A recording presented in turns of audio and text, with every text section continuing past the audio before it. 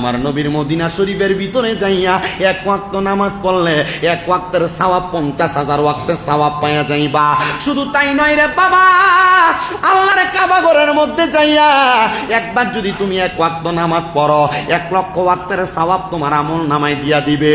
ও আব্বুজিরা, আমি তোমাদের কাছে করজোরে আবদার করি রে বাবা, যদি তোমার টাকা থাকে, যদি তোমার পয়সা থাকে, একবার তুমি মক্কা মদিনা যাইবা। জানো নি ওই মক্কা মদিনা দেখতে কত মজারে মুরব্বী বাবা। তোমার ব্যাংকের টাকার অভাব নাই, তোমার ঘরে আলমারিতে টাকার অভাব নাই। এ পর্দার অন্তরালের আমার এক ভরি স্বর্ণের দাম 1,85,000 টাকা। বর্তমান বাজারে মক্কা মদিনা যাইলে যদি ওমরা হতে যায় মাত্র 1,40,50,000 টাকা হইলে মক্কা মদিনা যাওয়া যায়। ও বাবা, আল্লাহর কসম কইরা কইরে আমি নবীজির রওজার সামনে যাইয়া মাত্র 3টা দোয়া করছি। আমি কইছি, ইয়া রাসূলুল্লাহ, আমি একবার আসছি, বারবার আপনার রওজায় আসতে চাই। 2 নাম্বার, আমার মা বাবারে নিয়ে আপনি নবীর রওজায় আসতে চাই। আর 3 নাম্বার, যারা এখনো পর্যন্ত মদিনায় আসে নাই আপনি তাদেরকে মরণের আগে একবার মদিনা নিয়ে আসবেন। ও বাবারে, আপনার টাকা পয়সা ধন দৌলত পরে থাকবে, আপনি কবরে চলে যাবেন। এই জন্যই তো আশেক সুরে সুরে রেখে হারে, এই পৃথিবী যেমন আছে তেমনই ঠিক রবে, সুন্দর পৃথিবী একদিন ছেড়ে যেতে হবে রে মন, ছেড়ে যেতে হবে। মাটির বাড়ি মাটির ঘর দালান কোটা পড়ে রবে, সুন্দর পৃথিবী একদিন ছেড়ে যেতে হবে রে মন, ছেড়ে যেতে হবে। এই জন্য মুসলমান, টাকা পয়সা রেখে যাইবা, তোমার সন্তান ব্যবহার করবে, স্ত্রী পুত্ররা ব্যবহার করবে, কিন্তু তোমার কবরে কোনো কাজে আসবে না। যদি মক্কা মদিনা যায়া মরতে পারো, আমার নবী কয়, মান যারা কবরি ওয়াজাবাত লাহু শাফাআতি ইয়াউমাল কিয়ামা। নবীজি আমার ঘোষণা করতেছে, যেই ব্যক্তি আমি নবীর রওজা একবার জিয়ারত করলো তার জন্য সুপারিশ করা আমি নবীর জন্য ওয়াজিব হয়ে যায়। এ মুসলমান রে, আমার নবী যদি তোমার জন্য সুপারিশ করে জান্নাত তোমার জন্য ওয়াজিব হয়ে যাবে। এই জন্য যারা যারা মদিনা যাইতে চান আপনারা একটু মহাব্বতে বলেন, মদিনা যাইতে চাই কি চাই না? যাইতে চাই, ডান হাতটা তুলে আমার আল্লাহরে দেখান, আর জবান খুলে জোরে একটা তাকবীর হবে, নারে তাকবীর, নারে রিসালাত, আহলে সুন্নাত ওয়াল জামাত, পবিত্র ঈদে মিলাদুন নবী। মদিনা যাইতে চাই কি চাই না? যারা মদিনা যাইতে চাই জবান খুলে পড়েন, দয়াল আল্লাহ দয়া করেন, দয়াল নসিব করেন মদিনা, লা ইলাহা ইল্লাল্লাহ, লা ইলাহা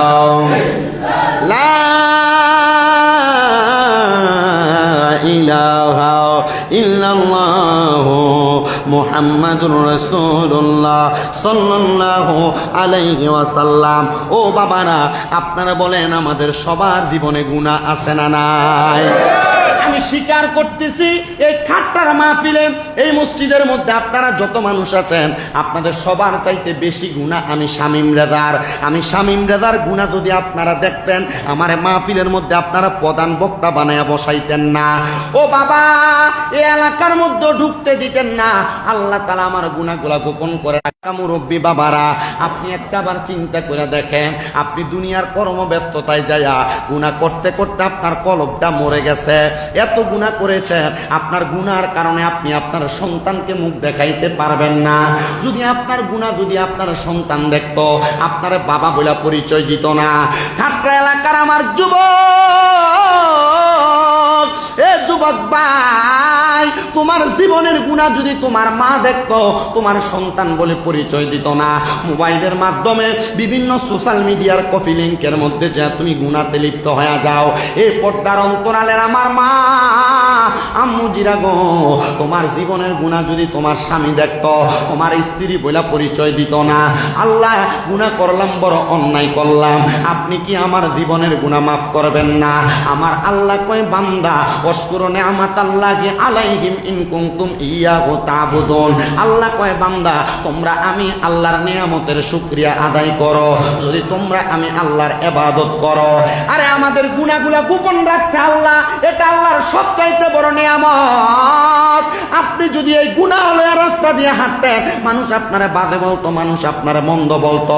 চিন্তা করে দেখেন, খাটরা এলাকায় কোনো মানুষ যদি চুরি করে রাস্তা দিয়া যদি হাইটা যায়, মানুষ তারে কি ভালো মানুষ বলে না চোর বলে? আসতে বললেন, ভালো মানুষ বলে না চোর বলে? চোর বলে। কথাটা যেমন সত্য, আমি নামাজ পড়ি না, আল্লাহ যদি আমার কপালে লেখা দিত বেনামাজি, মানুষ আমারে ভালো মানুষ বলতো না, বেনামাজি বলে ডাকতো। আমি এলাকায় সুদের ব্যবসা করি, আমার কপালে যদি লেখা উঠতো আমি সুদখোর, মানুষ আমারে সুদখোর বলে ডাকতো। কথা কন না? মনে হয় যেমনি ঠিক বলছেন, খাটরা এলাকায় একটাও সুদখোর নাই। সুদখোর আসেনি বাবা? বহু এলাকার ভিতরে সুদখোররা মসজিদের কমিটি বানায়, বহু এলাকার ভিতরে ঘুষখোররা নিয়ে মসজিদের সেক্রেটারি বানায়, বহু এলাকার সর্দার মাতাব্বরের দায়িত্ব পালন করে সুদখোর আর ঘুষখোরেরা। আপনারা কথা বলেন, এমন সুদখোর ঘুষখোর আছে না নাই? বহু এলাকার ভিতরে এমন নেতাগিরি করে সুদখোর আর ঘুষখোরেরা।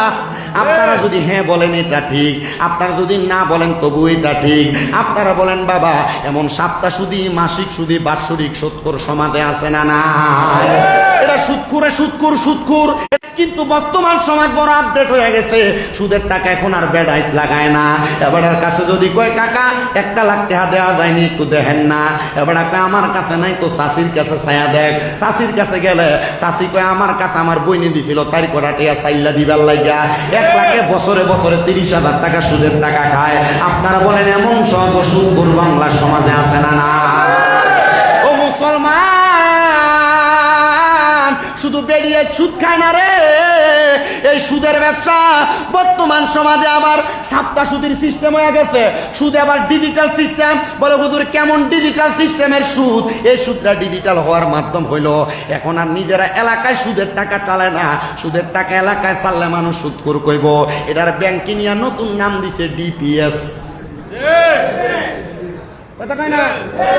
ঠিক কইতে পারে না, তলে তলে অনেকেই করে রাখছে। কারণ আপনার বেডি আপনারা ফার্ম দিয়ে করাইছে, তুমি যে যা কামাই করো সব খায়া ফালাও। আমরা ফলাফাইনের তো একটা ভবিষ্যৎ আছে। এখন আমরা ব্যাংকের মধ্যে একটা ডিপিএস করে রাখি, 5 লাখ টাকা রাখলে 5 বছর পরে এটা 10 লাখ হইব। কথা কেন? এমন সুদখোর আছে না নাই? আবার দেখবেন এলাকার মধ্যে আরেকটা সুদ আছে, যেটা ইন্টারন্যাশনাল সুদখোর। বলে হুজুর ইন্টারন্যাশনাল সুদখোর কোনটা? ইন্টারন্যাশনাল সুদখোর আর অন্য কেউ না, দেখবেন এককালীন চাকরি করে 10-15 লাখ ব্যাংকের মধ্যে রাইখা দিছে, এবার কাম কাজ কোনো কিছু করে না, চা দোকানে বইয়া চা খায় আর মানুষের বদনাম করে। এবার যদি কয় কাকা চলেন কেমনে, কয় আল্লাহ চালায়। কিন্তু খবর লইয়া দেখা যায় এবার ব্যাংকে 10 লাখ টাকা বিয়ার করে রাখছে। আপনারা বলেন এমন ইন্টারন্যাশনাল সুদখোর সমাজে আছে না না? আবার সাধুয়ানে বইয়া বইয়া লম্বা লম্বা কথায় সুদখোরটি কয় কি কয় না? সমাজের ভিতরে সর্দার মাতাব্বরি করতে যায় এমন লম্বা কথা সুদখোর কয় কি কয় না? আল্লাহর কসম করে বলি, এই সুদখোর দিয়ে কোনো সমাজ পরিচালনা চলবে না। সুদখোরের মসজিদের সভাপতিত্ব চলবে না।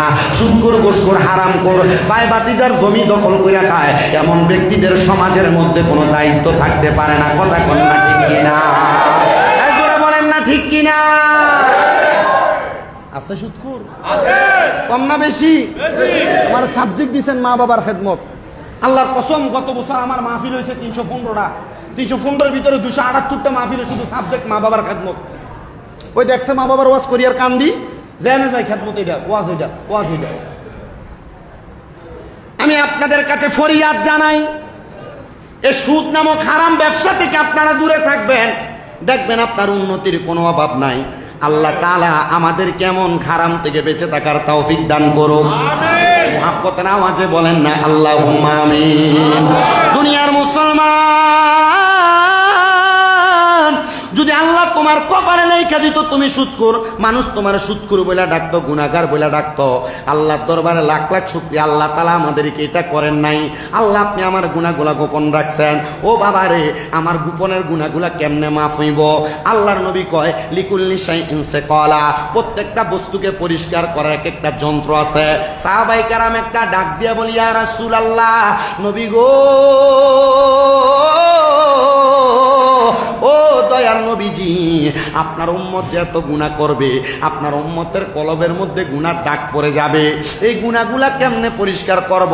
আমার নবী কয় আছে কলাতিল কুলুবি যিকরিল্লাহ, উম্মতের কলবের ময়লা পরিষ্কার করার যন্ত্রের নাম হলো আল্লাহ তাআলার জিকির। আপনি যখন আল্লাহর জিকির করে আপনার কলবের মধ্যে ধাক্কা দিবেন, আপনার কলবের ময়লাগুলা জোরে জোরে পড়ে যাবে।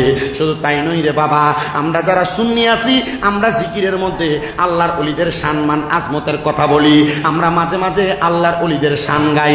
আমাদেরকে বলে এ সুন্নিরা, জিকিরের ভিতরে তোমরা আল্লাহরে না ডাকবা, তোমরা কেন মুর্শিদরে ডাকো, তোমরা কেন পীররে ডাকো? মনে রাখবা একটা হাদিস আমার নবীজি বলেছেন, জিক্রুল আম্বিয়াই মিনাল ইবাদাতি ওয়া জিক্রুস সলিহিনা কাফারা। নবীদের জিকিরের মাধ্যমে ইবাদত হয়, আর ওলিদের জিকিরের মাধ্যমে জীবনের গুনাহগুলা মাফ হয়। এই জন্য আমরা আল্লাহর জিকিরের সাথে আমরা আল্লাহর ওলিদের নামও স্মরণ করি। এই জন্য আসেন আমরা একটু মুহাব্বতের আওয়াজে চোখটা বন্ধ করে দিয়ে কলবটার মধ্যে ধাক্কা দিয়া একসাথে এক তালে আল্লাহ তাআলার ইসমে জাতের জিকির করেন। আল্লাহ আল্লাহ আল্লাহ আল্লাহ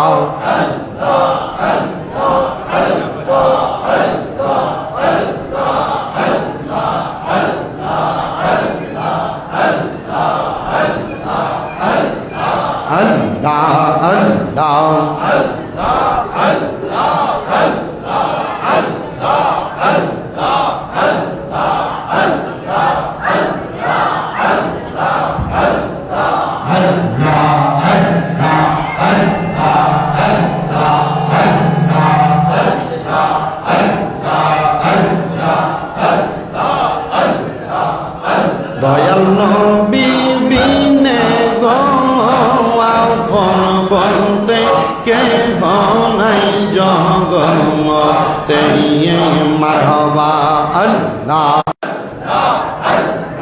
দয়াল নবী বিনে গো আপন বলতে কে নাই জগতে, মারহাবা আল্লাহ। বেবে দেখি সব বিদেশি, বেবে দেখি সব বিদেশি, মিশে মায়ার ববেতে আপন বলতে কে নাই জগতে, মারহাবা আল্লাহ আল্লাহ। যারা তোমার অতি গয়া পন, তারা তোমায় মিলে মিশে পড়াইবে কাফন, মারহাবা আল্লাহ আল্লাহ।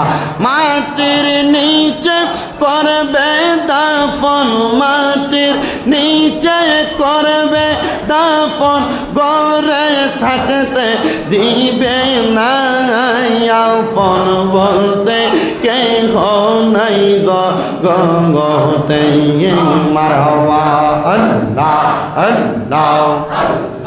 দয়াল নবী বিনে গো আপন বলতে কে নাই জগতে, আল্লাহ আল্লাহ। শোনো আমার জগৎবাসীরা,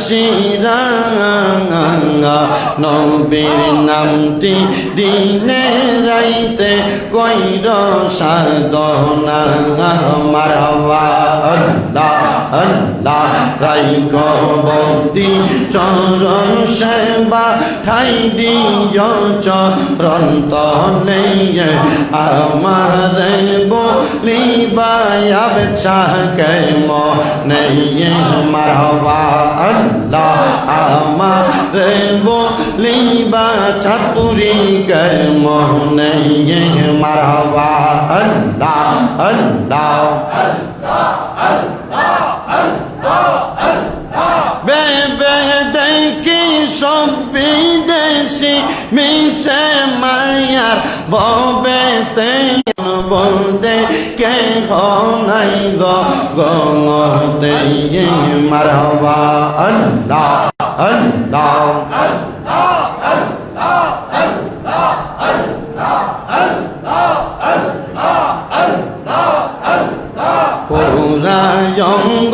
দেখাই কারে গো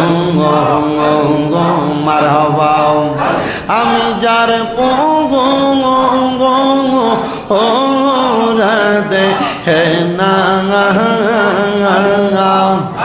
আমি কারে জানাই কারে বোঝাই মনে হে রি যন্ত্রণা মারহাবা আল্লাহ আল্লাহ মুর্শিদ প্রেম যার হৃদয়ে আসে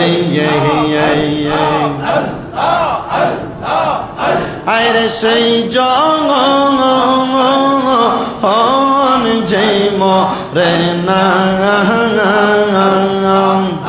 আরে সেই জনা হয় বড়ই অমর কইরা যে সাধনা মারহাবা আল্লাহ আল্লাহ লা ইলাহা ইল্লাল্লাহু মুহাম্মাদুর রাসূলুল্লাহ সাল্লাল্লাহু আলাইহি ওয়াসাল্লাম। আপনারা বলেন আমরা জিকির করলাম কার? আমার বাইরে বাবারা বন্ধুরা, আর ডাইনে বামে যাব না, ডাইরেক্ট আমি আমার আলোচনার মধ্যে চলে যাই। আমার আল্লাহ তাআলা কোরআনুল কারীমের মধ্যে বলেন ওয়াবুদুল্লাহ ওয়া লা তুশরিকু বিহি শাইআ ওয়া বিল ওয়ালিদাইনি ইহসানা। আল্লাহ তাআলা জানায় দেয় বান্দা ওয়াবুদুল্লাহ, তোমরা আমি আল্লাহর ইবাদত করো, ওয়ালা তুশরিকু বিহি শাইআ, তোমরা আমি আল্লাহর সঙ্গে কোনো কিছুর মধ্যে শিরিক করো না, ওয়াবিল ওয়ালিদাইনি ইহসানা, তোমরা তোমাদের মা বাবার প্রতি ইহসান করো। এ আমার হাজীগঞ্জের খাটরা এলাকার বাবারা, এই আয়াতে কারিমার খণ্ড বিশেষের মধ্যে তিনটা বিষয় বলা হয়েছে। এক নাম্বার আল্লাহ তাআলার ইবাদত, নাম্বার হইল আল্লাহর সঙ্গে শিরিক না করার কথা, তিন নাম্বার হলো মা বাবার প্রতি ইহসান করার কথা। কিন্তু এই তিনটা বিষয়ের ব্যাপারে বাংলার মুসলমান বড় দুর্বল। বলে হুজুর কেমনে? কারণ আল্লাহ তো বলল আল্লাহর ইবাদতের জন্য। আজকে মাহফিলের উদ্দেশ্যে খাটরা এলাকার এশারের নামাজে যেই মুসল্লি, অন্যদিন কিন্তু এত মুসল্লি হয় না। আজকে মাহফিলে যত মুসল্লি, অন্যদিন 5 ওয়াক্ত নামাজে এত মুসল্লি আসে না। তার মানে বোঝা যায় এলাকার মানুষের মুসল্লিরা কিন্তু ইবাদতের প্রতি দুর্বল। হে মুসলমান ইমানদার, এই ইবাদত কত মজা জানো? আমার আল্লাহ তাআলা জানিয়ে দেয় বান্দা, এই ইবাদত যেই ব্যক্তি করবে ওই ব্যক্তি আমি আল্লাহর তত কাছের হয়ে যাবে। আল্লাহ আপনার কাছের যিনি হয়ে যায় তিনি তো আপনার বন্ধু হয়ে যায়। আপনার বন্ধু যারা হয়ে যায় আপনি তো তাদেরকে জান্নাত দান করেন। আল্লাহ বলেন না আপনি তাদেরকে কোন জান্নাত দান করেন? আমার আল্লাহ কয় জাযাউহুম ইনদা রাব্বিহিম জান্নাতু আদনিন, আমি আল্লাহ তাআলা তাদেরকে একটা জান্নাত দান করি। ওই জান্নাতের নাম হলো জান্নাতুল আদম। জোরে কম, জান্নাতের নাম জান্নাতুল আদম। আল্লাহ জান্নাতুল আদম দান করেন।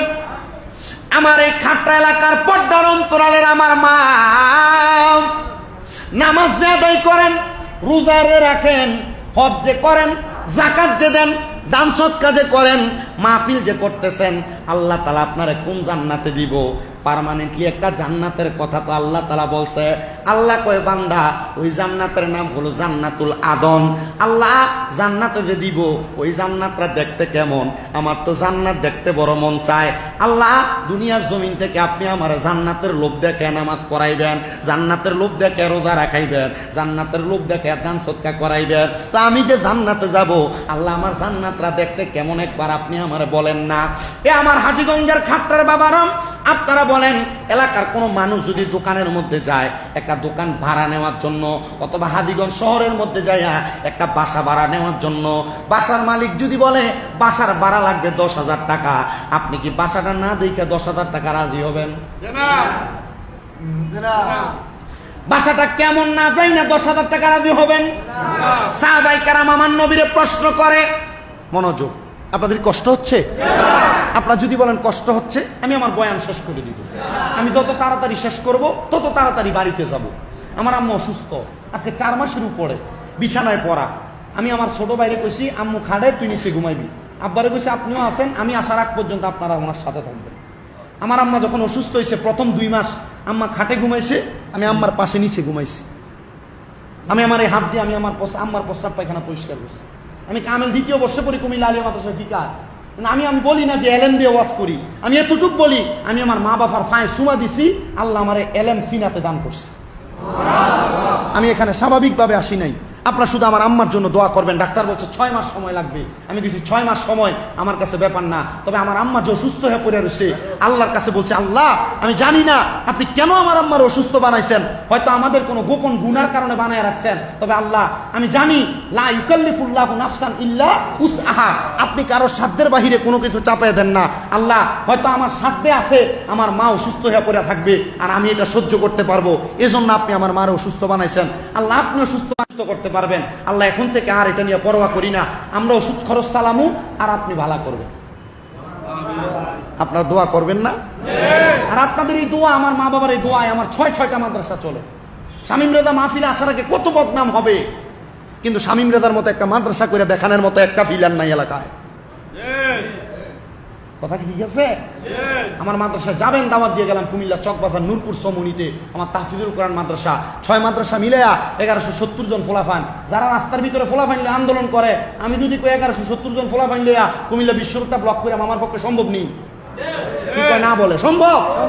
আমরা ফোলাফান দিয়ে বিশ্বরূপ ব্লক করি না, আমরা ফোলাফান দিয়ে নবীর প্রেম শিখাই। আমার পোলাপান প্রত্যেক দিন ফজরের নামাজের আগে ওইটা তাহাজ্জুদ করে। আমার পোলাপান প্রত্যেক দিন মাগরিবের নামাজের আগে খতমে খাসে গান পড়ে প্রত্যেক দিন।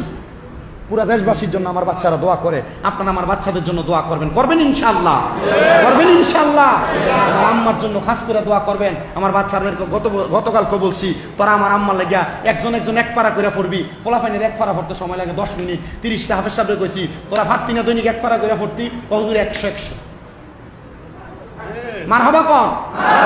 আমার 30টা ছাত্র 1 পারা খতম কোরআন পড়তে কতক্ষণ লাগে? কত? 10 মিনিট 12 মিনিট সময় লাগে। আলহামদুলিল্লাহ কন্যা বেটা, দোয়া করবেন শুধু আপনারা। তো আমি আপনাদের কাছে যে ওয়াজ করতেছি ওয়াজটা মনোযোগ দিয়ে শুনবেন। আমি তাড়াতাড়ি শেষ করলে তাড়াতাড়ি বাড়ি যাবো। দুলাল ভাই না নাম খবর লইলাম, বিরিয়ানি কি গরু না মোটা? গরু। তাহলে গরুর বিরিয়ানি রইলে মোটামুটি এখন যে মসজিদ পুরা, এরপরে যে মানুষটা আইব টাকা দিবেন কো? বাবা তোমরা যারা বাইরে আসো ইনশাল্লাহ চলে আইবা, বিরিয়ানির গান ফেলে আরো তাড়াতাড়ি আইবা। দরকার নাই আমরা যা আছে তা বালা, আমরা এই রিলে ওয়াজ করি। কি কোন রাজি আছেন না? ইনশাল্লাহ জান্নাত কেমন সেটা বলবো, তার আগে একবার মুহাব্বতে অন্তর খুলা দুরূদ শরীফ পড়েন। আল্লাহুম্মা ভালো লাগতেছে, মারহাবা মারহাবা।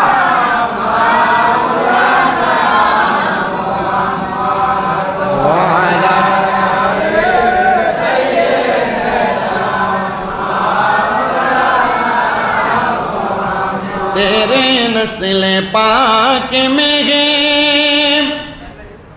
बच्चा बच्चा नूर का, तू है आईने नूर तेरा सब घराना नूर का। अल्लाहुम्मा मोहब्बत में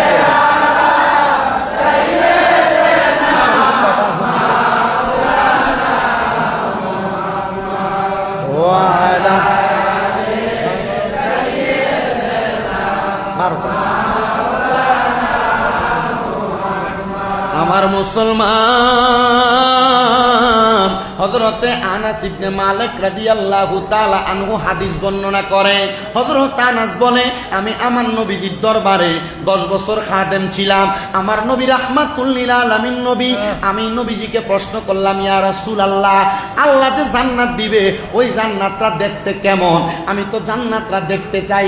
আমার নবী আল্লাহর কোরআন থেকে বলেন সূরা বাইয়িনার শেষ আয়াত, আমার নবীজি আল্লাহ তাআলার কোরআনুল কারীম থেকে বলে তাজরি, বড় সুন্দর তাহতিহাল আনহার, ওই জান্নাতটা এত সুন্দর, ওই জান্নাতের নিচে দিয়ে একটা নহর প্রবাহিত হয়, একটা নদী প্রবাহিত হয়। সাহাবায়ে কেরাম বলে নবী গো ওই নদীটা দেখতে কেমন? চাঁদপুরের যেই নদী আছে ওই নদীর মধ্যে 2 রকমের পানি, এক সাইডে ঘোলা পানি আর এক সাইডে নীল পানি। আমার নবীজির হাদিসে মুবারাকা পইরা দেখলাম আমার নবী বলতেছে ওই জান্নাতের নদীর মধ্যে 4 প্রকারের পানি আছে। সাহাবায়ে কেরাম বলে নবীজি ওই 4 প্রকারের পানি কেমন গো? আমার নবী কয় এক প্রকার পানি, ওই পানির নাম হলো ইন্না আতাইনা কাল কাউসার, ওই পানিটার নাম হলো কাউসারের পানি। ইয়া রাসূলুল্লাহ, নবী গো ওই পানি কারা পান করবে? আমার নবী কয় যাদের অন্তরের মধ্যে আল্লাহ নবীর ভালোবাসা আছে তারা ওই কাউসারের পানি পান করবে। আল্লাহ নবীর প্রতি ঈমান আছে তারা ওই কাউসারের পানি পান করবে। আল্লাহ নবীর প্রতি ভালোবাসা আছে তারা ওই কাউসারের পানি পান করবে। আজকে যে খাট্টার বাবারা মাহফিল সাজাইছে মিলাদুন নবীর, আল্লাহ নবীর প্রেম আছে বিদায় লাখ লাখ টাকা খরচ করে মাহফিল সাজাইছে।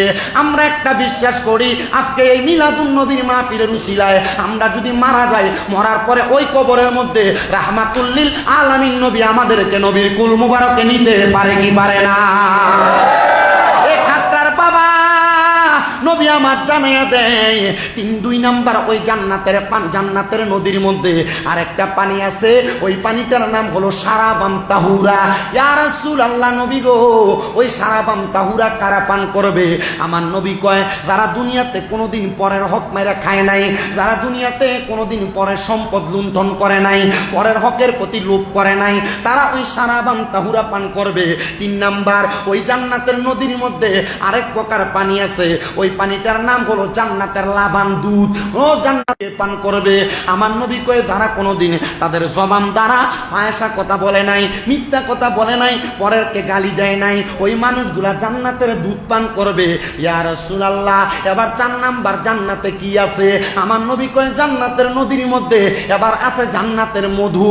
ও নবী গো, জান্নাতের মধু কারা পান করবে? আমার নবী কয় উম্মত ওই জান্নাতের মধু তারা পান করবে যারা কোনোদিন নেশা দ্রব্য পান করে নাই।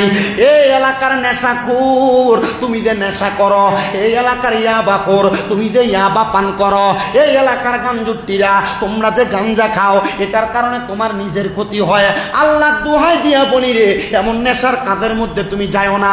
যদি যাও, জান্নাতের মধু তোমার কপালে নাই। পরের হক যদি খাও, জান্নাতের দুধ তোমার কপালে নাই। যদি তুমি পরের হক লুণ্ঠন কর, গালিগালাজ করো, তাহলে জান্নাতের মধু সারাবান তাহুরা তুমি পান করতে পারবা না। আল্লাহ নবীর ভালোবাসা না থাকলে তুমি কোনোদিন জান্নাতের ইন্না আতাইনা কাল কাউসার, কাউসারের পানি পান করতে পারবা না। এই 4 প্রকারের পানি পান করবে। তার মানে নবী গো, জান্নাতের মধ্যে একটা নদী আছে, ওই জান্নাত তো বড় সুন্দর। ইয়া রাসূলুল্লাহ, নবীজি তাহতিহাল আনহার, আল আনহারু খালিদিনা ফিহা আবাদা। ও মায়ের নবী, জান্নাতের লোভ তো দেখাইলেন, জান্নাত সুন্দর বললেন, তাহলে জান্নাতের মধ্যে আমরা কতদিন থাকবো? বাড়ি ভাড়া 10,000, বছরে না মাসে? কথা কয় না। দুনিয়াতে বাঁচবেন 60 বছর। আপনার দাদা মারা গেছে আজকে 100 বছর, কবরে যে আছে কেমন আছে, কি খবর অবস্থা আপনি জানেন না। নবীজি ওই জান্নাতের মধ্যে আমরা কতদিন থাকবো গো? আপনি নবী বলেন না। আমার নবী কয় আমি বলি না, আমার আল্লাহ স্বয়ং বলে দেয়। কি বলে? কয় খালিদিনা ফিহা আবাদা। মারহাবা, মারহাবা। এই আবাদা শব্দটার তাফসীরে পরে আসতেছে। আল্লাহ প্রথম কয় খালিদিনা ফিহা, ওই জান্নাতের মধ্যে তোমরা চিরস্থায়ী বাসিন্দা হইয়া থাকবা। আমার নবী ডাক দিয়া কয় শুধু চিরস্থায়ী বাসিন্দা? আল্লাহ কয় নবী গো, উম্মতের বইলা দেন আরেকটা শব্দ ব্যবহার হয়েছে আবাদা। শুধু চিরস্থায়ী বাসিন্দা হয়ে থাকবে না, আবাদা, তারা জান্নাত থেকে বের হতে চাইবে না। জোরে জোরে বলেন সুবহানাল্লাহ। এত মজার জান্নাত, বের হইতেই চাইবে না। মারহাবা বললেন না? হযরতে কাবিসা রাদিয়াল্লাহু তাআলা আনহু নবীর সাহাবী প্রশ্ন করি, ইয়া রাসূলুল্লাহ, ইয়া হাবিবাল্লাহ, এ জান্নাত যে বললেন নিচে দিয়া নহর প্রবাহিত হবে, তাইলে আল্লাহ এটা বানাইছে কি দিয়া? মারহাবা কইলেন না? দেখবেন সমাজে এমন অনেক লোক আছে 100 টাকা খরচ করবে, বারবার জিগায় এটা যেখানে খরচ হবে আমার লাভ কি হবে? কথা কয় না। আমার যখন দাওয়াত দেন আমি জিজ্ঞাসা করছি, আমার যে দাওয়াত দিবেন এর আগের বছর কোন বক্তা আইছে? আমি জিজ্ঞাসা করছি আপনারা যে মাহফিল করবেন আমার মাইক দিবেন কয়টায়, হাদিয়া দিবেন কত? বারবার জিগাইছি। কি লাগা? কারণ আমি যাই না তারপরে যাবো, এর আগে যাইতাম না।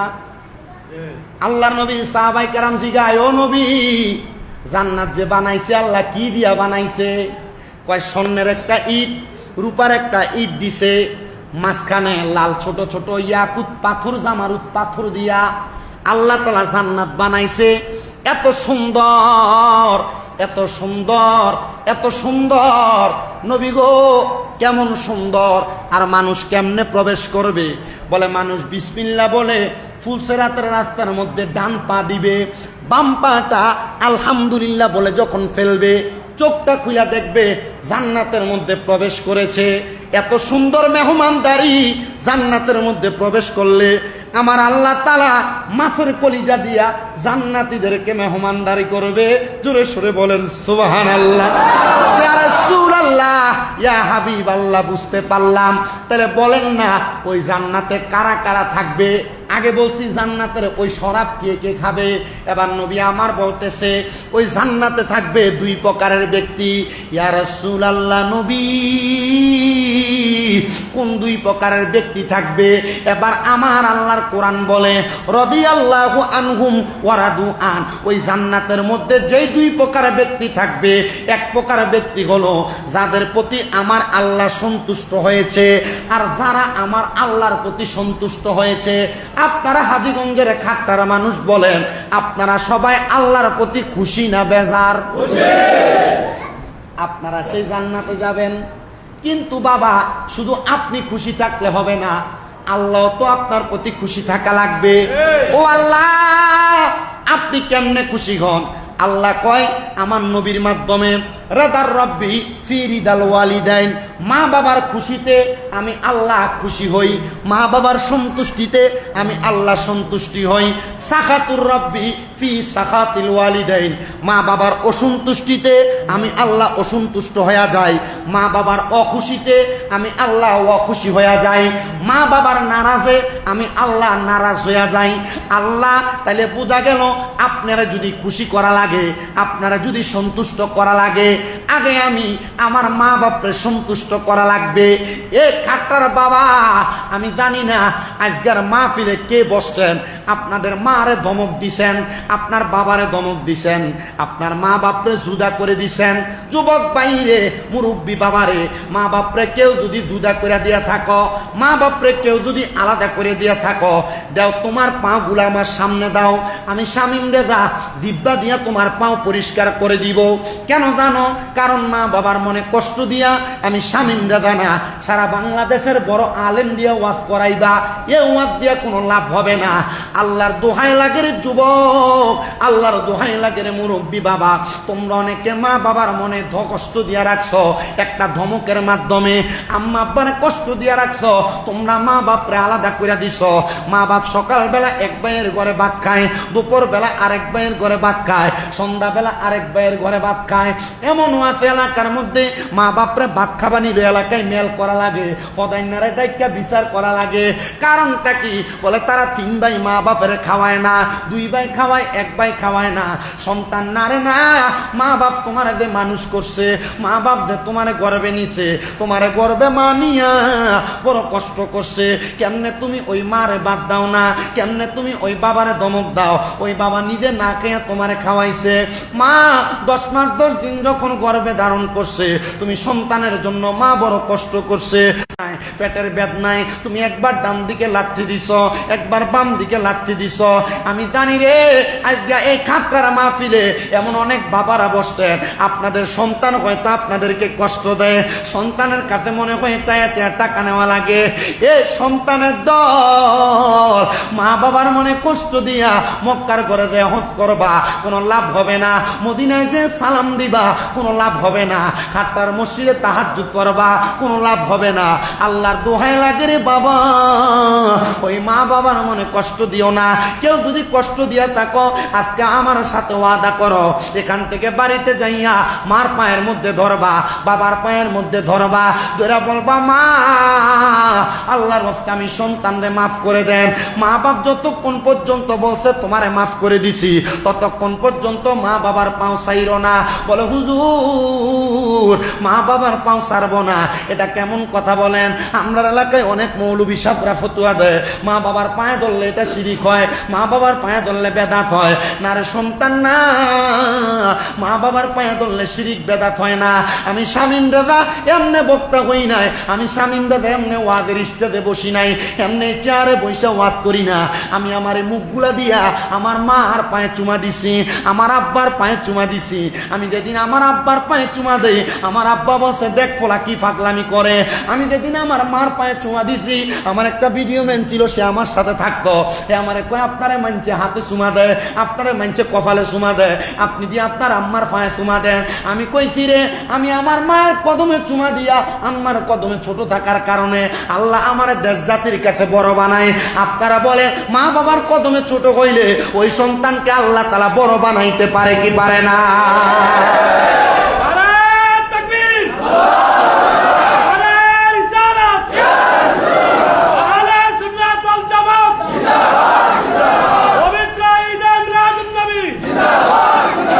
তোমরা কোনো দিনও মায়েরই মনেতে কষ্ট দিও না, তোমরা কোনো দিনও মায়েরই মনেতে কষ্ট দিও না। হায়রে মায়ের মনে কষ্ট দিলে খোদা তো সহে না। বলেন মায়ের মনে খোদা তো সহে না। তোমরা কোনো দিনও মায়েরই মনেতে কষ্ট দিও না, তোমরা কোনো দিনও মায়েরই কষ্ট দিও না। আরে মায়ের মনে কষ্ট দিলে কষ্ট পায়রা বানা। হায়রে মায়ের মনে কষ্ট পায়রা বানা। তোমরা কোনো দিনও মায়েরই মনেতে কষ্ট দিও না। কত পাপী আছে যে মাকে কষ্ট দেয়, মায়ের মনে কষ্ট দিয়ে অভিশাপ নেই। বলেন কত পাপী আছে যে মাকে কষ্ট দেয়, মায়ের মনে কষ্ট দিয়ে অভিশাপ নেই। হায়রে মায়ের মনে কষ্ট দিলে কষ্ট পায়রা বানা। কন্যা মায়ের মনে কষ্ট পায়রা বানা। তোমরা কোনো দিনও মায়েরই মনেতে কষ্ট দিও না, তোমরা কোনো দিনও মায়েরই মনেতে কষ্ট দিও না। কত সন্তান আছে যে শাশুড়ি পেয়ে মাকে ভুলে যায়, দামি দামি খানা নিয়ে শ্বশুর বাড়ি যায়, কিন্তু ওই সন্তানে মা বাবার খানা তো খাওয়ায় না। হায়রে ওই সন্তানে মা বাবার খানা তো খাওয়ায় না। তোমরা কোনো দিনও মায়েরই মনেতে কষ্ট দিও না, তোমরা কোনো দিনও বাবারই মনেতে কষ্ট দিও না।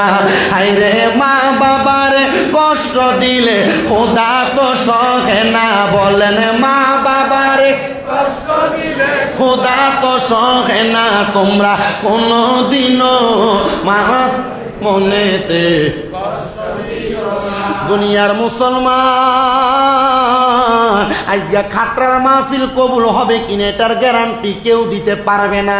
তবে আমি শামীম রাজা একটা গ্যারান্টি দিয়া যায়, আগামীকালকে মুরব্বী চা দোকানে বৈশা বলে হ্যাঁ আমার সন্তান ওই শামীম রাজার কথা শুই না আজকে বাড়িতে এসে আমি আব্বার পায়ে ধরে মাপ চাইছে, কিন্তু আমার সন্তান কোনোদিন আমি আব্বার লগে অন্যায় করে নাই, তবুও মাপ চাইছে। আমার সন্তানটারে আল্লাহ কবুল করো।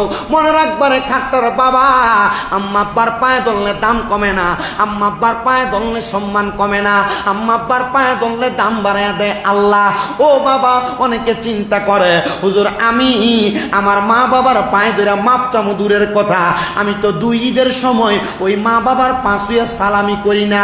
এ যুবক ভাই, এই মুরব্বী বাবারা, শুধু সালাম করা না, আবু দাউদ শরীফের একটা হাদিস আমি পড়লাম, আল্লাহর নবী সাহাবায়ে কেরাম আমার নবীজির হাত মোবারকে চুমু খাইতেন। নবীজি ঘোষণা করেছেন দুনিয়ার জমিনে মা বাবা, পীর মাশায়েখ, উস্তাদদের কদমে চুমা খাওয়া এটা আল্লাহর নবীর সাহাবায়ে কেরামের সুন্নাহ। কিন্তু আমরা এই সুন্নতগুলা থেকে বিরত আছি, আমরা এটা করতে চাই না। হে বাবা, আমি তোমাদের কাছে করজোরে আবদার করি, ওই মা বাবার পায়ে ধরে সালাম করবা, মা বাবার চুমা দিবা, মা বাবার কাছে মাপ চাইবা। কিন্তু আজকে খাট্টার মাহফিলে এমন অনেক মানুষ বসছে গো, অনেকে চিন্তা করে হুজুর এখান থেকে বাড়িতে যাইয়া যাদের আব্বা আছে তারা বাড়িতে যে বাবার পায়ে ধরে মাপ চাইবো। আমার তো আব্বা নাই, আমি কার পায়ে ধরে মাপ চাইবো? অনেকে চিন্তা করে হুজুর অনেক সন্তান আছে যাদের বাড়িতে মা আছে, তারা বাড়িতে যাইয়া মার পায়ে ধরে মাপ চাইবো। আমার তো মা নাই, আমি কার পায়ে ধরে মাপ চাইবো?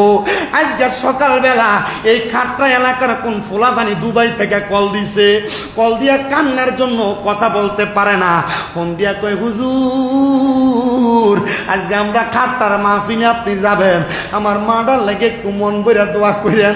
আমি কইলাম কেন রে? তোমার মার জন্য না, আমি তো সব প্রবাসীদের জন্য দোয়া করি। তোমার মার কি হয়েছে? ফলা কই হুজুর আমি বিদেশ আসার অল্প কিছু দিনের মধ্যে আমার মা ইন্তেকাল করছে। হুজুর আগে বাড়িতে ফোন দিলে আমার মা আমার জাদু কইয়া কথা কইতো, আমার মা বাবা খাইতুনি বারবার জিজ্ঞাসা করতো, টাকা পয়সার দরকার নাই, তুই ভালো করে খাইয়া দেয়া বাইসা থাকিস, এই কথাটা বারবার বলতো। হুজুর আমার মাটা মরে যাওয়ার পরে আমার কেউ একবার আমার মার মতো জিজ্ঞাসা করে না, আমার কেউ জিগায় না। সন্তান আগে বাড়িতে একবেলা খানা না খাইলে মা তোমার বারবার কইতো কিরে ফেটটা দি পিঠের লগে লাইগা রইছে।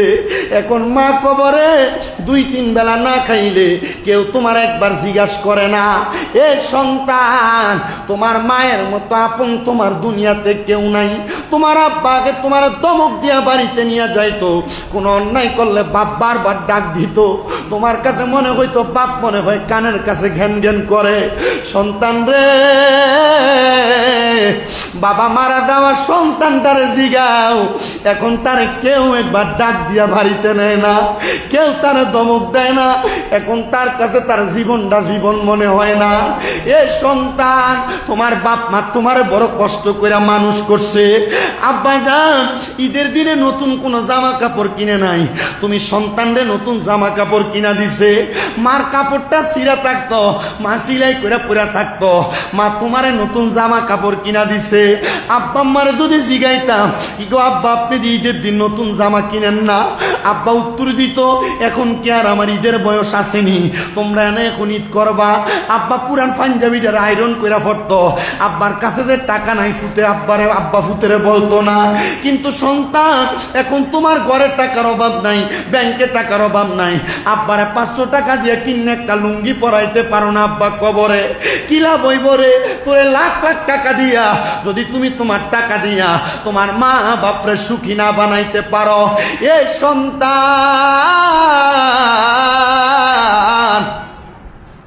এ আমার কাট্টার বাবারা, তোমার মা তোমার কাপড় টাকা রাইখা দিয়া দিছে, আজ ওই মা কবরে শুয়া রইছে রে, তুমি তোমার আম্মা জানরে একটা কাপড় কিনা পরাইতে পারো না, তোমার আম্মা বা কবরে শুয়া রইছে।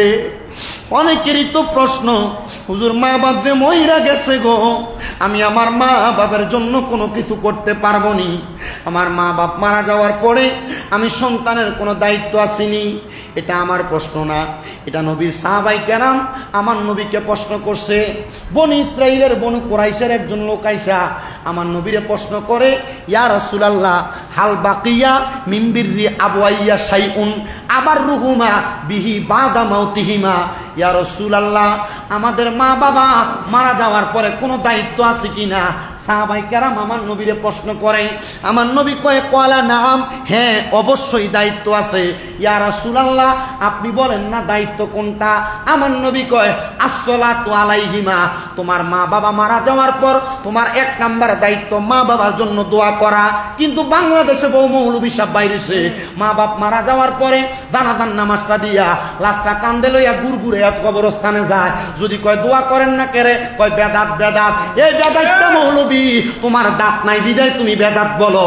আমি সন্তানের দায়িত্ব আমার মা বাপ মারা যাওয়ার পরে মা বাবার জন্য দোয়া করা। তার একটা হাদিস শুনে দিবেন, আল্লাহর নবী কয় আপনারা যারা কয় জানাজার নামাজের পরে কোনো দোয়া নাই, নবীজি হাদিস শরীফ কয় ইজা মারহাবা কইতেন না মারহাবা। আবি হুরায়রা রাদিয়াল্লাহু তাআলা আনহু কল ক্বালা রাসূলুল্লাহি সাল্লাল্লাহু আলাইহি ওয়াসাল্লাম, হযরত আবু হুরায়রা হাদিস বর্ণনা করে, ইনি বলেন আমি আমার নবীজির জবান মুবারকে বলতে শুনেছি, নবী আমার কয় ইজা সাল্লাইতুম আলাল মাইয়িতি ফাখলিসু লাহু দুআ, বাঙ্গা বাঙ্গা বইলা দে। আল্লাহর নবী কয় ইজা যখন সাল্লাইতুম তোমরা নামাজ আদায় করো, আলাল মাইয়িতি মৃত ব্যক্তির জন্য, ফাখলিসু লাহু দুআ অতঃপর তার জন্য দোয়া করো। আপনারা বলেন এখানে কি জানাজার পরে দোয়ার কথা কইছে না মাটি দেওয়ানোর পরে? জানাজার পরে হাদিস কয়ে দিলাম। যে মৌলবীরা কয় জানাজার পরে দোয়া নাই, বেদাত। মৌলবীরা আপনার দোয়া থেকে দূরে রাখতে চায়। কি কথা বলেন না কেন? আমি কারোর বিরোধিতা করি না, যারা বলে বেদাত তারা তাদের মতো আমল করবে। আপনি বলবেন আমার মা আমার বাবা আমার দোয়া করার অধিকার, আপনি দোয়া করলে করবেন, না করলে নাই, আমারে দোয়া করতে দেন। কি তাহলে হাদিস শরীফের মধ্যে পাইলাম নবী কয় 1 নাম্বার দায়িত্ব কি করা? কথা কয় না। আচ্ছা এবার আপনারা বলেন খাটরা আহমেদিয়া জামে মসজিদে পবিত্র ঈদে মিলাদুন নবীর মাহফিল, আপনারা সবাই কি খুশি না বেজার? আল্লাহর দোহাই জবান বন্ধ রাখেন না, জোরে কোন খুশি না বেজার? কিন্তু আপনারা জানেন আপনাদের চাইতে খুশি কারা? এলাকার কবরবাসীরা। আজকে যারা মাহফিলে বসছেন এই কবরবাসীদের রুহুগুলাকে আল্লাহ তাআলা আজকে উন্মুক্ত করে দিছে, ছেড়ে দিছে। প্রত্যেকটা রুহু আপনাদের যাদের মা নাই, আপনাদের যাদের বাবা নাই, দাদা নাই, দাদি নাই, বংশের মানুষ কবরে, ওই রুহুগুলা মসজিদের চারদিকে ঘুরতেছে আর হাতগুলো এভাবে বাড়াইয়া দিছে। একটা ভিক্ষুক যেমনে ভিক্ষা চায় রে, ওই কবরবাসীরা আপনার কাছে এসে হাত বাড়াইয়া বাড়াইয়া বলে এরে আমার সন্তান, এরে আমার নাতি, এরে আমার ভাই, আমার জন্য একটু দোয়া করো না, তোমার দোয়ার কারণে আল্লাহ তাআলা আমারে মাফ করবে। এই কবরবাসীরা কবরে ফিরে যাবে, যা দেখবে আব্দুল দুলাল মিয়া, যা দেখবে মসজিদের ইমাম সাহেব, যা দেখবে আমাদের এই মসজিদের অমুক সাহেব, উনি দোয়া করছে বিদায় তার কবর আযাব মাফ, কিন্তু তার পাশের কবরের ভিতরে আযাব চলতেছে। তে জিজ্ঞাসা করবো আল্লাহ আমার কবরে কেন আযাব আর আমার পাশের কবরে কেন আপনি আযাব থেকে শান্তি দান করছেন? আল্লাহ বলবে রে বান্দা তুমি দুনিয়াতে এমন কোন ওয়ারিসদার রাইখা আসো নাই যেই ওয়ারিসদার দুনিয়ার জান্নাতের বাগানে বৈশা তোমার জন্য দোয়া করবে। এমন একটা ওয়ারিসদার আপনি দুনিয়াতে রেখা যাবেন, এমন একটা সন্তান আপনি রেখা যাবেন, এমন একটা নাতি রেখা যাবেন যেটা আপনার জন্য দোয়া করবে। আমার নানা জান ইন্তেকাল করছে, আমার নানা জানকে হজ করাইছে, উমরা হজ। আমার নানা আমারে কইছে নাতি রে কিছু তো চাই না, ইয়া তুই যদি পারস তোর লগে আমার শাহজালালের মাজার একবার লয়ে যাইস আর আমি মরার পরে আমার জানাজাটা পড়াইস। আরে আমার ঘরে ভাতের চাউল আনতেও কষ্ট হইত, আমার নানা প্রতি সপ্তাহে 5 কেজি করে আড়া কিনা দিত, একটা চাউলের বস্তা নিয়ে দিত। সে নানা মারা গেছেন, আমারে কইছে জানাজাটা পড়াইস। আমি জানাজা পড়াইছি, আলহামদুলিল্লাহ, শুকরিয়া। আমার নানার কয়েকটা গুণ ছিল, গুণটা কি জানেন?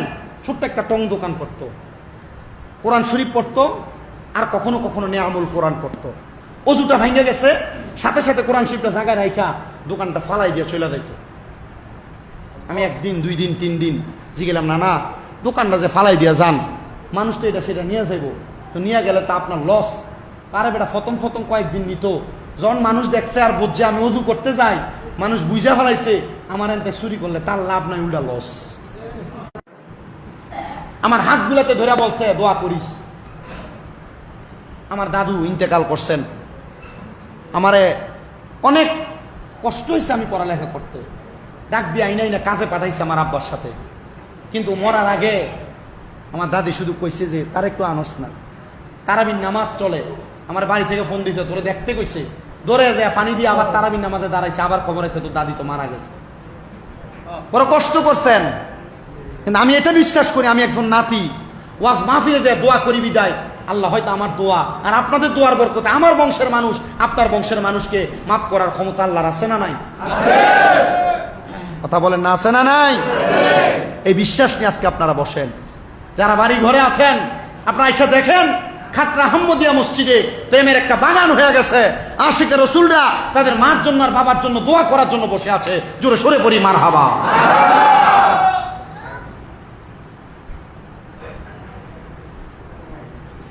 আল্লাহর নবীর সাহাবায়ে কেরাম প্রশ্ন করি, আর রাসূলুল্লাহ মা বাবা মারা যাওয়ার পরে কোনো দায়িত্ব আছে কিনা? নবী আমার তো এক নাম্বার দায়িত্ব আসসালাতু আলাইহিমা, মা বাবার জন্য দোয়া করা।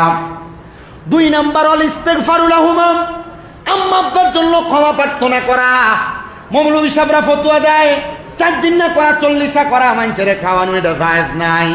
এ ফতুয়া গুলাতে দেয় মৌলভী সাহেব জানে না 4 দিন না 40-এর মধ্যে যে কোরআন খতম করা হয়, যে খতমে তালিল করা হয় এবং লা ইলাহা ইল্লা আনতা সুবহানাকা ইন্নী কুনতু মিনাজ জালিমিন বলে খতম করা হয়, কুল খতম করা হয়, এটার মাধ্যমে দোয়া করা হয় আল্লাহ এই খতমের উসিলায় আপনি তার মারে আর বাপরে মাফ করে দেন।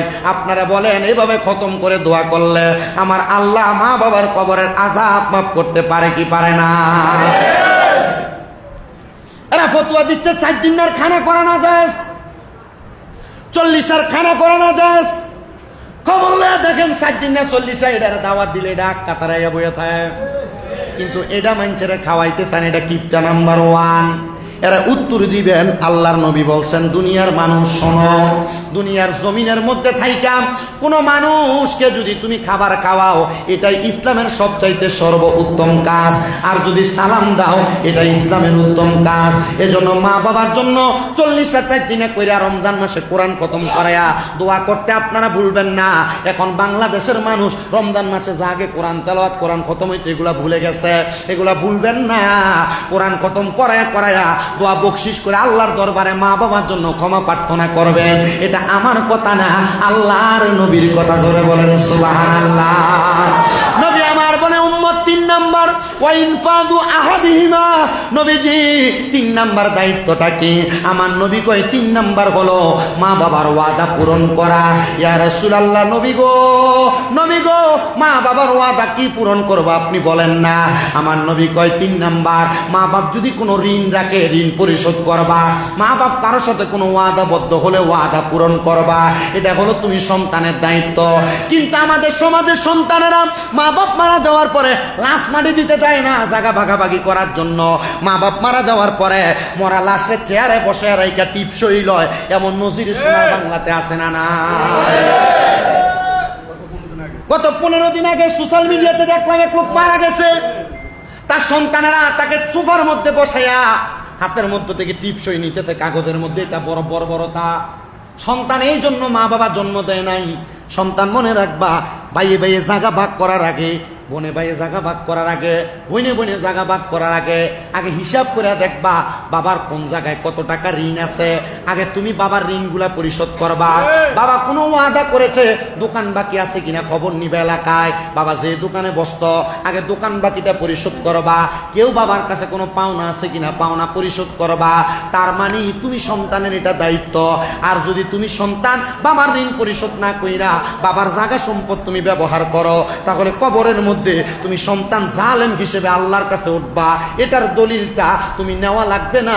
আল্লাহর কোরআন বলে উতুল্লিম বাদা যালিকা জালিম, এটা এমন জালিম, এটার ঠিকানা হবে জাহান্নামের একবারে অতিষ্ঠ নিকৃষ্ট জায়গার মধ্যে।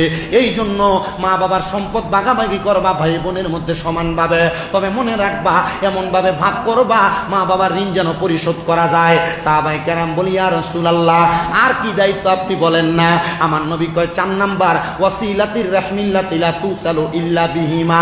মা বাপ মারা যাওয়ার পরে তোমার 4 নম্বর দায়িত্ব হলো মা বাবার আত্মীয় স্বজনের সাথে সম্পর্ক বজায় রাখা। মা মারা গেছে, খালার সাথে সম্পর্ক নাই, মামার সাথে সম্পর্ক নাই, নানির বাড়ির সাথে কোনো সম্পর্ক নাই।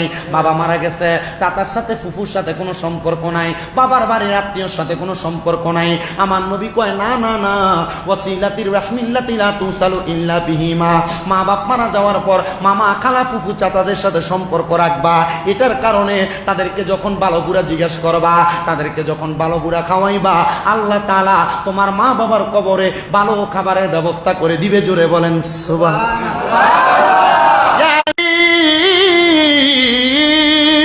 আপনার কাছে জানতে চাই, আপনি বলেন না তাহলে 5 নাম্বার আর কি দায়িত্ব? আপনাদের কষ্ট হইতেছে? আপনারা কি ওয়াজটা শুনে যাবেন? মা বাবার প্রতি ইহসান করা সন্তানের কি দায়িত্ব? শুনে দরকার আছে কিনা? আল্লাহ কবুল করেন, করেন আমিন। আল্লাহর ওয়াস্তে অল্প কিছুক্ষণের জন্য আমি মাইকটা ছাড়ার আগ পর্যন্ত মোবাইলটা রিসিভ করা বন্ধ রাখবেন, মোবাইলটা একটু সাইলেন্ট করার চেষ্টা করবেন। এই কথাটা আমি প্রথমে বলা উচিত ছিল, বলতে পারি নাই। আপনারা মনোযোগের সাথে বয়ান শ্রবণ করবেন। আমি শেষ করে দিব ঠিক সময় 12টার মধ্যে হুজুর কেবলা চলে আসবে, আপনাদেরকে নিয়ে দোয়া করবে। তার পূর্ব মুহূর্তে আপনারা শুধু আমার সাথে বসে একটু কথাগুলো শুনবেন। 4 নাম্বার দায়িত্ব গেল। সাহাবায়ে কেরাম বলি, ইয়া রাসূলুল্লাহ, ইয়া হাবিবাল্লাহ, নবী গো 5 নাম্বার কি দায়িত্ব আপনি বলেন না? নবী আমার বলে 5 নাম্বার দায়িত্ব হলো ওয়া ইকরামু সাদিকিহিমা, মা বাবার বয়সী মুরব্বীদেরকে সম্মান করা। এলাকায় এমন অনেক যুবক আছে যারা দোকানের মধ্যে বসে, বাবার বয়সী মুরব্বীরা বসে থাকে, বাবার বয়সী মুরব্বীর সামনে সিগারেট টান দিয়া দোয়াটা মুরব্বীর মুখের মধ্যে মারে।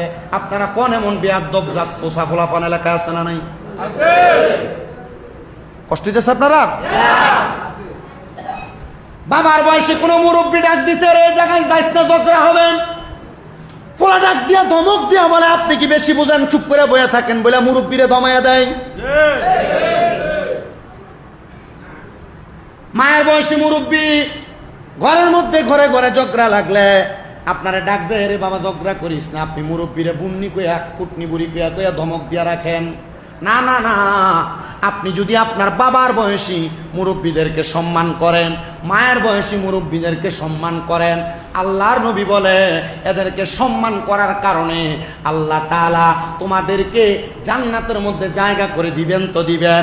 এবং তোমার মা বাবা কবরে থাকলে মা বাবার কবরের মধ্যে এদেরকে সম্মান করার বরকতে তোমার মা বাপরে সম্মান করবে। কোন সুবহানাল্লাহ। আল্লাহুম্মা সাল্লি আলা মাদেনা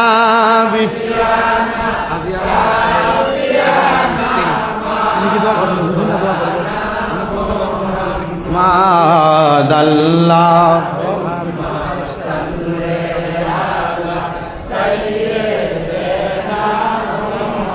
মাদেনা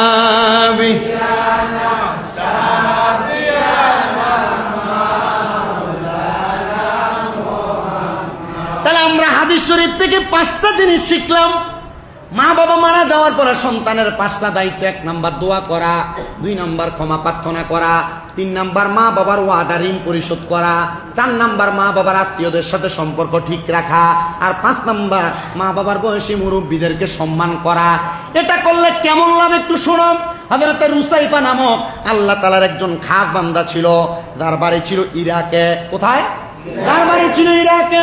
হযরত রুসাইফা বলে, আমার বয়স 7 বছর, আমার আব্বাজানের বড় স্বপ্ন ছিল আমি রুসাইফা আল্লাহ তাআলার কোরআন শরীফ মুখস্থ করব, মানে কোরআনে হাফেজ হব। রুসাইফা বলে, আমার মা আমার বয়স যখন 6 বছর আমারে দিয়ে দিলেন মাদ্রাসার মধ্যে।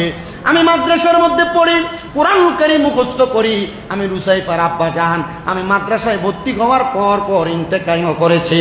হযরত রুসাইফা বলে, আমার আব্বাজান ইন্তেকাল করার পরে আমার আব্বাজানের কথা আমি ভুলে গেলাম আস্তে আস্তে। 3 বছরের বয়সে আমার আব্বা মারা গেছেন, আমার 7 বছর বয়সে। যখন আমার আব্বা মারা গেলেন আমি 3 বছরের মধ্যে কোরআনুল কারীম মুখস্থ করলাম, আমি হাফেজে কোরআন হয়ে গেলাম। হযরত রুসাইফা বলে, জগতের মানুষ কোরআনে হাফেজ হওয়ার পর মাদ্রাসা থেকে হাফেজ সাহেবদেরকে দস্তারবন্দি মানে মাথার মধ্যে পাগড়ি পরাইয়া দেয়। আমারে বলেছেন আমি যেন যাওয়ার সময় আমার আব্বাজানকে নিয়ে যাই। আমি বাড়িতে চলে আসলাম, আমার মার কাছে ডাক দিয়ে বললাম, মা, ও আমার আম্মা, আমার মাদ্রাসা থেকে বলেছেন কোরআনুল কারীম মুখস্থ করার কারণে আমার মাথার মধ্যে পাগড়ি পরিয়ে দিবে, আমি যেন যাওয়ার সময় আমার আব্বাজানকে নিয়ে যাই। রুসাইফা বলেন, আমি তাকে দেখলাম আমার আম্মা জানের চোখ গুনা দিয়া বায়া বায়া পানি পড়তেছে। মা আল্লাহর দরবারে হাত বাড়ে, আল্লাহ, আমার স্বামীর বড় স্বপ্ন ছিল গো, আমার সন্তানটা কোরআনে হাফেজ হবে গো, আমি আমার সন্তানটারে কোরআনে হাফেজ বানাইছি। আজকে যদি আমার স্বামী দেখতো, আমার স্বামীর কলিজাটা বড় ঠান্ডা হইয়া যাইতো। ও আল্লাহ, আমার সন্তানরে আমি কেমনে বুঝাইতাম রে রুসাইফা, তোর আব্বাজান তো ইন্তেকাল করেছে। মা ডাক দিয়া কয়, বাবা, তোমার আব্বাজান তো কবরে, তুমি যাইয়া মাদ্রাসাতে বলবা তোমার আব্বাজান আসতে পারবে না, তোমার পাগড়ি যেন তোমারে পরাইয়া দেয়। রুসাইফা বলেন, পরের দিন সকালবেলা আমি মাদ্রাসায় গেলাম, মাদ্রাসার উলামায়ে কেরাম আমার মাথার মধ্যে কত সুন্দর করে পাগড়ি পরাইয়া দিছে। ওই পাগড়িটা পরানোর সাথে সাথে রে বাবা, হযরত রুসাইফা একটা দৌড় দিয়া আম্মা জানের কাছে আসছে, আইতা চোখের পানি ফালায়া ফালায়া কান্দে। ও আমার আম্মা জান, আপনি জানেননি আমি মা সন্তান কেন কান্দি? বলো, কান্দো কেন রে বাবা? মা, আমি কান্না করার কারণ একটা গো, আমার আব্বা জান ইন্তেকাল করেছে। আজকে যখন মাদ্রাসাতে সন্তানদেরকে মাথায় পাগড়ি পরিয়ে দিতে, যাদের বাবা তাদের মাদ্রাসায় গেছে, তারা পাগড়িটা খুইলা নিয়ে তারা আব্বার মাথায় পরিয়ে দিছে। মা, আমার পাগড়িটা আমার মাথায় রয়ে গেছে গো, আমার আব্বা তো কবরে, আমি আমার পাগড়িটা আমার আব্বারে পরিয়ে দিতে পারি নাই। রুসাইফার মা ডাক দিয়া কয়, রে আব্বা, যা রে যা, একটা সন্তান যদি তার আব্বা আম্মার কবরের সামনে যাইয়া পশ্চিমটা পিছ দিয়া আব্বা আম্মার মুখ বরাবর তাকায়া রব্বির হামহুমা কামা রব্বায়ানি সগীরা বলে দোয়া করে, ওই সন্তানের চোখের মণিকোটার মধ্যে একটা মাছির মাথা পরিমাণ পানি ছেড়ে দিয়ে কান্না করে, ওই পানিটা মাটিতে পড়ার আগে আমার আল্লাহ তাআলা তার মা বাবার জীবনের গুনাহগুলো মাফ করে দেয়। এ সন্তান, যা যা যা, তুই তোর আব্বার কবরের সামনে যা, আব্বার কবরের সামনে যাইয়া আব্বার জন্য কোরআন খতম করে করে দোয়া কর। সন্তান রুসাইফা বলে, আমি আমার আম্মা জানের কথা শুই না, আমি সাথে সাথে আমার আব্বার কবরের সামনে গেলাম। রুসাইফা ডাক দিয়া কয়, আমি আমার আব্বার কবরের সামনে যাইয়া কোরআন তেলাওয়াত করিয়া চোখের পানি বায়া বায়া পড়তেছে, এমন টাইমে আমার সামনে আল্লাহ তাআলার একজন বন্ধু, যার নাম হযরতে আব্দুল্লাহ মারুফ কারকি রহমতুল্লাহ আলাই, হযরতে আব্দুল্লাহ মারুফ কারকি আইসা আমার মাথাটার মধ্যে হাত বুলিয়ে দিতেছে। হাত বুলিয়ে দেওয়ার ডাক দিয়া কয়, সন্তান রুসাইফা, কান্দো কেন? কান্না করার কারণটা কি? সন্তান বলে, হুজুর, আমার আব্বা জান দুনিয়াতে নাই, আব্বা যদি থাকতো মাথার পাগড়িটা আমি আমার আব্বারে পরাইয়া দিতাম। মা দূর থেকে ডাক দিয়া কয়, রে রুসাইফা, আব্বা তো দুনিয়াতে নাই, দাও দাও আব্দুল্লাহ মারুফ কারকির মাথায় তোমার আব্বার পাগড়িটা তুমি পরাইয়া দাও। সন্তান রুসাইফা বলে, কোরআন খতম কইরা আব্দুল্লাহ মারুফ রুসাইফির মাথার মধ্যে আব্দুল্লাহ মারুফ কারকির মাথায় পাগড়িটা পরাইয়া দিছি। আমি কোরআন খতম কইরা বাড়িতে চলে গেলাম। বাড়িতে যাওয়ার সাথে সাথে আমার মা আমার দইরা বুকে জড়ায় জড়ায় কান্না করে। আমি আর আমার আম্মা জান এই কান্না করতে করতে আমি আমার মায়ের কুলের মধ্যে ঘুমিয়ে গেছি। হঠাৎ করে গভীর রজনীতে আমি তাকে পোশাকওয়ালা, সাদা পোশাকওয়ালা একটা ব্যক্তি মাথার মধ্যে পাগড়ি পরা আমার সামনে হাজির হয়ে গেছে। আমি জিগাইলাম, কে গো আপনি, আপনার পরিচয় কি? উনি আমারে বলতেছে, এর রুসাইফা, তুমি কি আমারে চিনো না? আমি হইলাম তোমার আব্বা জান। আব্বা, আপনি না ইন্তেকাল করেছেন, আপনি কেমনে আমার স্বপ্নের মধ্যে হাজির হয়ে গেলেন? আব্বা ডাক দিয়া কয়, রে রুসাইফা, এ রুসাইফা, তুমি সন্তান কোরআনে হাফেজ হইছো, তোমার মাথার পাগড়ি একজন আল্লাহর ওলির মাথায় পরাইয়া দিছ, আর আমার আল্লাহ তাআলা আমি আব্বারে কবরের মধ্যে সম্মানিত করছি। আইয়া খাট্টার আহমদিয়া জামে মসজিদের মাহফিলে আওলাদের রাসূল পীরে কামেল আলহাজ সৈয়দ বাহাদুর শাহ মুজাদ্দিদ আল আবিদি পীর সাহেব হুজুর কেবলা আগমন করবে। হুজুর কেবলা আপনাদের মার জন্য দোয়া করবে, হুজুর কেবলা আপনাদের বাবার জন্য দোয়া করবে, হুজুর কেবলা আপনাদের বংশের মানুষের জন্য দোয়া করবে। আপনারা তো কোরআনে হাফেজও হতে পারেন নাই, মা বাবার মাথায় পাগড়িও পরাইয়া দিতে পারেন নাই, মা বাবার জন্য হাফেজ হইয়া দোয়া করার সুযোগও পান নাই। আমার আপনাদের মসজিদের খতিব সাহেব বলে দিছে মসজিদের বারান্দাটা একটু ছাদের কাজ হইতেছে, আব্বা পাগড়ি দিতে পারেন নাই, একটা সুযোগ পেয়ে গেছেন। আমি মাত্র কয়েকজন মানুষ চাই, 5টা মানুষ 5 ওয়াক্ত নামাজের মোহাব্বতে এই মসজিদের কাজটার জন্য আম্মা আব্বারে মোহাব্বত কইরা 20,000 টাকা দিবেন।